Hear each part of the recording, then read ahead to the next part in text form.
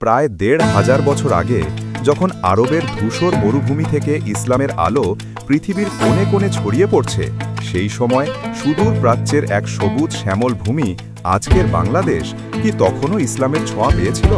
অবিশ্বাস্য হলেও সত্যি, নবীজির সাল্লাল্লাহু আলাইহি ওয়াসাল্লাম জীবদ্দশাতেই বা তার ইন্তেকালের অল্প পরেই কিছু সাহাবায়ে কেরাম এই অঞ্চলের মাটিতে পা রেখেছিলেন।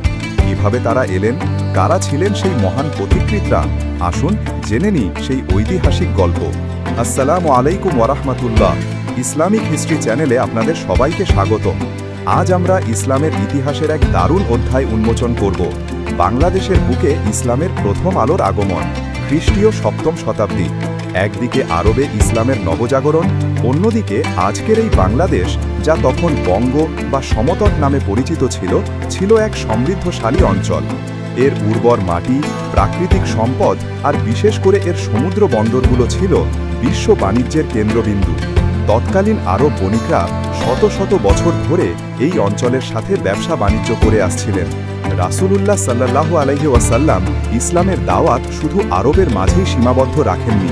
তার জীবদ্দশাতেই সাহাবায়ে কেরামরা পৃথিবীর বিভিন্ন প্রান্তে ছড়িয়ে পড়েছিলেন ইসলামের সুমহান বার্তা নিয়ে। তাদের কেউ ছিলেন ধর্মপ্রচারক, কেউ ছিলেন সৈনিক, আর কেউ ছিলেন ব্যবসায়ী, কিন্তু তাদের সবারই একটি মূল লক্ষ্য ছিল আল্লাহর বাণী মানুষের কাছে পৌঁছে দেওয়া।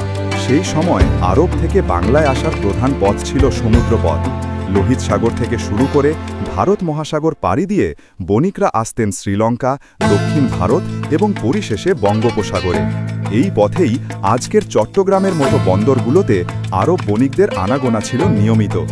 রাসূলুল্লাহ সাল্লাল্লাহু আলাইহি ওয়াসাল্লামের সময় থেকেই সাহাবায়ে কেরামদের মধ্যে অনেকেই ছিলেন সফল ব্যবসায়ী। তাদের সততা, ন্যায়পরায়ণতা আর উন্নত চরিত্র স্থানীয় মানুষের কাছে ইসলামের আদর্শের প্রথম পরিচয় হয়ে ওঠে। উদাহরণস্বরূপ, দক্ষিণ ভারতের কেরালায় নবীজির সাল্লাল্লাহু আলাইহি ওয়াসাল্লাম জীবদ্দশাতেই সাহাবীদের হাত ধরে ইসলাম পৌঁছেছিল এবং নির্মিত হয়েছিল ভারতের প্রথম মসজিদ, চেরামান জুমা মসজিদ। এই ঘটনা প্রমাণ করে রাসূলুল্লাহর যুগেই ভারতীয় উপমহাদেশে ইসলামের আলো আসা শুরু হয়েছিল। তাহলে কি বাংলায়ও এমনটা ঘটেছিল?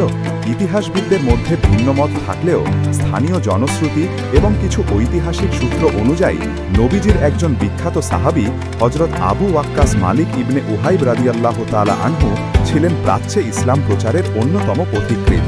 তিনি ৬২০ খ্রিস্টাব্দে চীন দেশে ইসলাম প্রচারের উদ্দেশ্যে যাত্রা করেন এবং সেখানকার ক্যান্টন, বর্তমান গোয়াংজু শহরে একটি মসজিদও নির্মাণ করেন।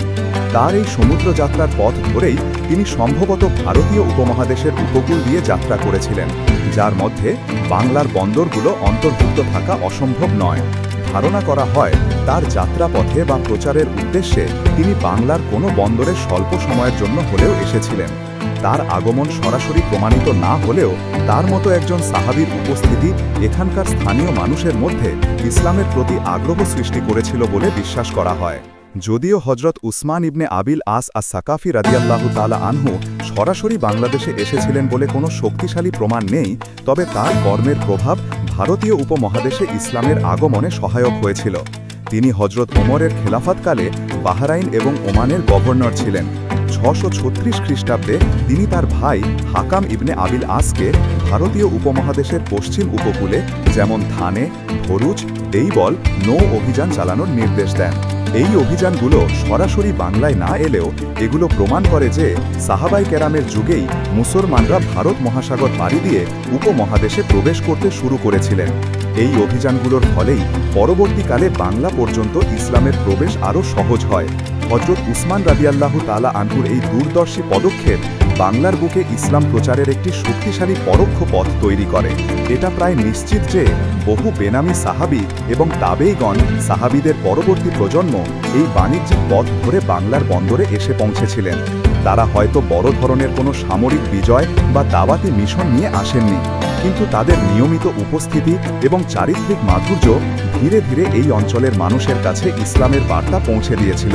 কিন্তু ইতিহাসের পাতায় তাদের নাম আলাদাভাবে উল্লেখ না থাকলেও তাদের সম্মিলিত অবদানই ছিল বাংলাদেশে ইসলামের প্রথম বীজ বপন। অনেকে হয়তো বাংলাদেশের স্থানীয় ইতিহাস থেকে হজরত বাবা আদম শহীদ মুন্সিগঞ্জ, হজরত শাহ সুলতান রুমি নেত্রকোনা অথবা বায়েজিদ বোস্তামি চট্টগ্রামের মতো প্রথম যুগের অলি আল্লাদের কথা জানেন। যদিও এদের কেউ কেউ তাবেই ছিলেন এবং নবীজির অনেক পরে বাংলাদেশে এসেছেন, যেমন শাহ সুলতান রুমি, বাবা আদম শহীদ, তবে স্থানীয় জনশ্রুতিতে অনেক সময় তাদের সাহাবীদের মতোই শ্রদ্ধা করা হয়, কারণ তারা ছিলেন ইসলামের প্রথম দিকের সেই পথিকৃৎ যারা বাংলায় ইসলামের আলো নিয়ে এসেছিলেন। এরা সরাসরি সাহাবী না হলেও তারা সাহাবীদের সেই ত্যাগ, নিষ্ঠা এবং দাওয়াতের স্পিরিট নিয়েই বাংলায় এসেছিলেন। তারা সাহাবীদের রেখে যাওয়া ভিত্তিপ্রস্তরকে আরও মজবুত করেছেন। স্থানীয়দের কাছে এরা প্রথম যুগের ইসলামী ব্যক্তিত্ব হিসেবেই পরিচিত, যাদের হাত ধরে ইসলাম এই মাটির সাথে একাত্ম হয়েছে। তবে এখানে একটি বিষয় পরিষ্কার করে বলা প্রয়োজন। নবীজির জীবদ্দশাতেই বা তার ইন্তেকালের অল্প পরেই 4 জন নির্দিষ্ট সাহাবী সরাসরি বাংলাদেশে পা রেখেছিলেন, এমন সুনির্দিষ্ট ও সর্বসম্মত ঐতিহাসিক তথ্য পাওয়া কঠিন। ইতিহাসবিদদের মধ্যে এই বিষয়ে ভিন্নমত রয়েছে। বেশিরভাগ ক্ষেত্রেই স্থানীয় জনশ্রুতি এবং অনুমানমূলক ঐতিহাসিক বিশ্লেষণ থেকেই এই ধারণাগুলো আসে। কিন্তু এটা অস্বীকার্য যে ইসলামের একেবারে প্রথম যুগ থেকেই সমুদ্রপথে আরব বণিকদের মাধ্যমে এই অঞ্চলে ইসলামের প্রাথমিক প্রভাব পড়তে শুরু করে। নবীজির যুগে সাহাবীদের বিশ্বব্যাপী দাওয়াত এবং তাদের ব্যবসায়ের মাধ্যমেই বাংলার বুকে ইসলামের প্রবেশ সহজ হয়েছিল। এটি ছিল মূলত শান্তিপূর্ণভাবে, চারিত্রিক মাধুর্য দিয়ে এবং বাণিজ্যিক লেনদেনের মাধ্যমে ইসলামের এক নীরব ব্যাপার। এই ছিল আমাদের আজকের ভিডিও। আপনার কি মনে হয় কারা ছিলেন সেই প্রথম মুসলিম পথিকৃতরা যারা বাংলার মাটিতে ইসলামের বার্তা নিয়ে এসেছিলেন? আপনার মতামত কমেন্ট বক্সে জানাতে ভুলবেন না। ভিডিওটি ভালো লাগলে লাইক করুন, বন্ধুদের সাথে শেয়ার করুন এবং এমন আরও ইসলামিক ইতিহাস ও তথ্য জানতে আমাদের চ্যানেলটি সাবস্ক্রাইব করে পাশে থাকুন। দেখা হবে পরের ভিডিওতে। আসসালামু আলাইকুম ওয়া রাহমাতুল্লাহি ওয়া বারাকাতুহু।